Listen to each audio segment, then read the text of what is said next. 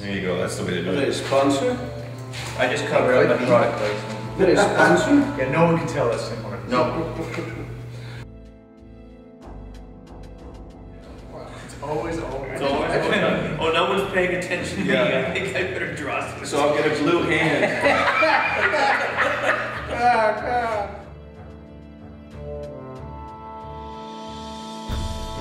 How's my hair, Jonathan? You look wonderful. So each person can chime in on. That's a phenomenal question. That's a great question. Yeah. I refuse to answer. That's an answer in itself. What do you guys hope that the audience takes away with them after viewing this film? I think that you know, when I'm approaching a piece, I'm not really looking globally. I'm looking at these two guys in this confined space, and what comes out. You know, if I'm going to put a critical hat on, I'm going to say, well, I guess what comes out is a revelation for each of these two individuals. They go through a very intense day in a warehouse space, confined, and then in fact they're both prisoners, although one would perceive that. But for me, for all the intensity that they go through, the most poignant and memorable moment is a very quiet one. And I think, and I believe that's what audiences will respond to. Will respond to this moment where there is a shared experience from two people who are highly adversarial. One of the things that always drew me to this story was that it's open-ended. There's an ambiguous ending. We don't wrap things up nicely with a satisfying resolution, as 95% of movies or stories in general tend to do.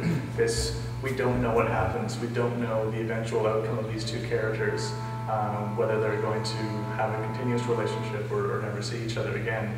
And that always was interesting to me.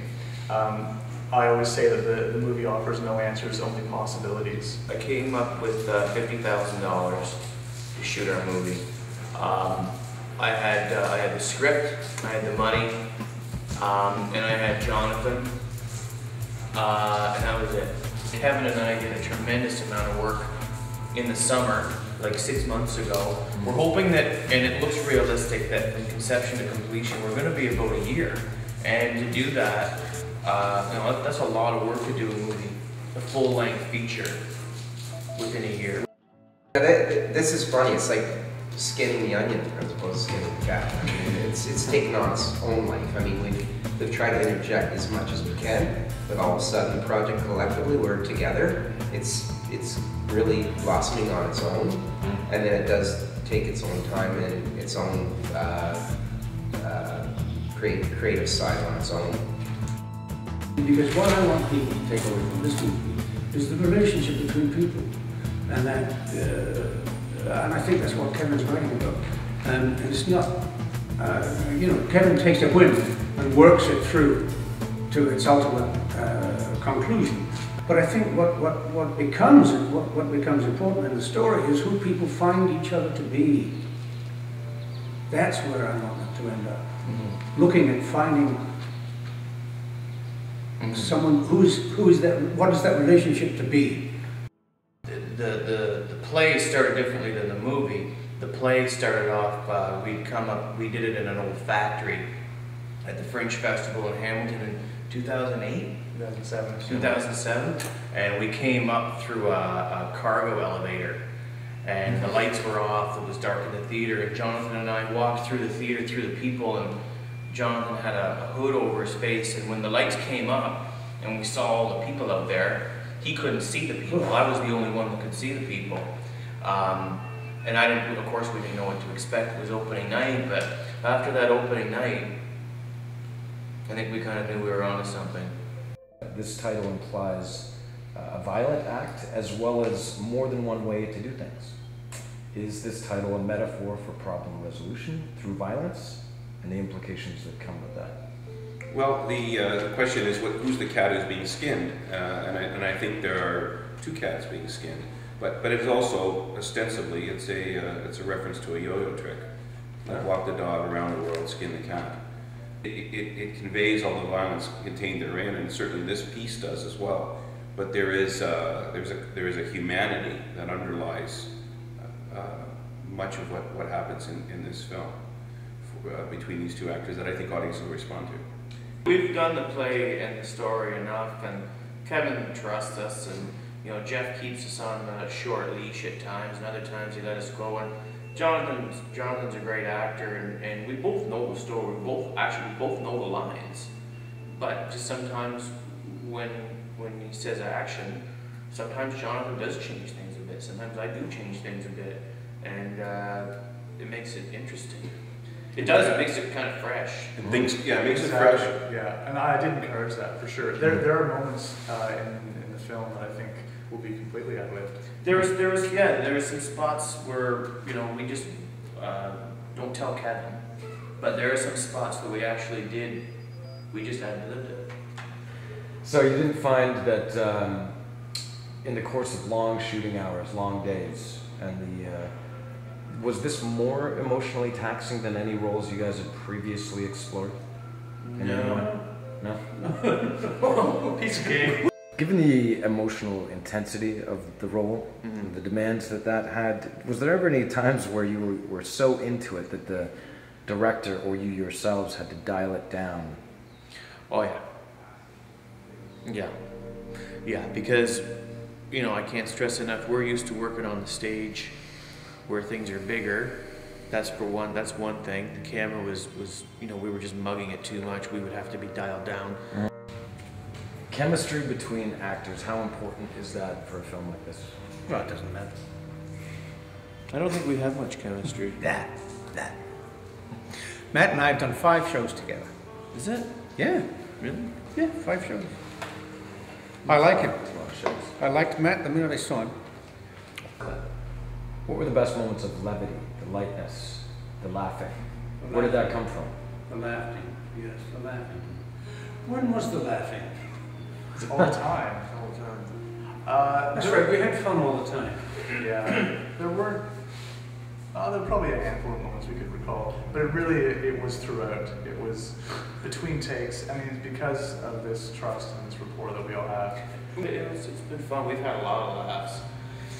Just amongst the cast and crew, and that kind of keeps things light. You know, we've had some people stop by set and hang out for a bit, and you know, some friends to come out and support us. That's been a good time. Everyone's put in their blood, their sweat, their tears, everything to get this thing done, and that's what counts. That we put together a creative team, a creative family to make this thing sing. Yeah. Good stuff. Yeah, I agree with that. Nice, man. Good stuff. That's a good one, Ben. Yeah. Well done. That was a good one. A little technique with a little wiki. What was one of the past experiences, the biggest asset that you were able to bring in and deliver to these guys that you know they needed? Nothing, just honest to God. You brought lots of No, stuff. I mean, to the all table, I- Ben. You brought. Don't argue with me, then. Okay. Ben finds everything. There was that one time we were missing a prop, and what was it, a police badge or something? Yeah, we needed a police badge. We were in the middle of We're in nowhere. the middle of nowhere. We needed it in like an hour. And they said, "That's okay, I'll get it." And then, within 20 minutes, he comes back with not like a badge. He came back with badges. Yeah, several to choose from. Yeah, It was about 8 o'clock at night. boom, and a police badge. Yeah. Of course, also part of making a small independent feature is you do gain a bit of support and kind of moral support from people who want to help us out. We always felt like the little movie that we kind of had gumption and people wanted to help us out. And of course, if we had $1 million that we could just throw around to a big crew, we wouldn't have that same feeling of pulling together for something we all believe in. We might have a second camera, for example. Yeah. Or a heated trailer. Or just heat. This heat, period. Was there a light bulb moment at some point in time, a memorable scene, a moment where you just kind of looked at each other and realized that you'd hit your mark and you were... I love the pizza scene. Yeah. There's a few. Absolutely adore it. Yeah. Matt's work on the pizza scene is just, it's beautiful. Don't sell yourself short there. Oh yeah, we got a nice line or two in from me, but Matt just gets it right. That was a lovely moment, the pizza scene, despite how full they felt, how much pizza they stuffed in their faces. It was a beautiful scene. It was really a nice moment. There were a handful of those where, I mean, like any good story, a good film, emotions run really high. And both these gentlemen really nailed their parts. And yeah, there was definitely a feel on set after they delivered a big speech or a big moment. There was a hush among the crew. And yeah, often there was spontaneous applause after takes. I thought that was really cool. I wasn't expecting that. That would definitely class as a memorable moment. Yeah, sure. Let's cut there.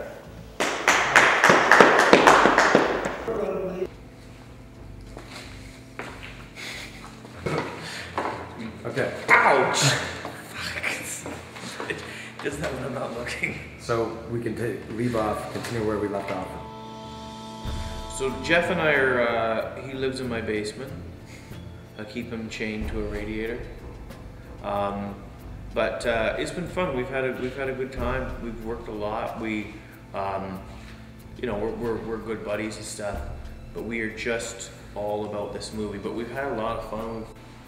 A lot of the time, people are unable to own up to things in their past.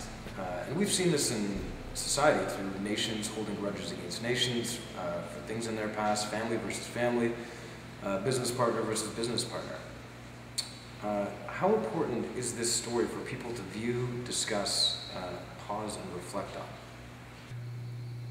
Well, that was a tough one. Go to the next one. Those are hard questions. Those are hard questions.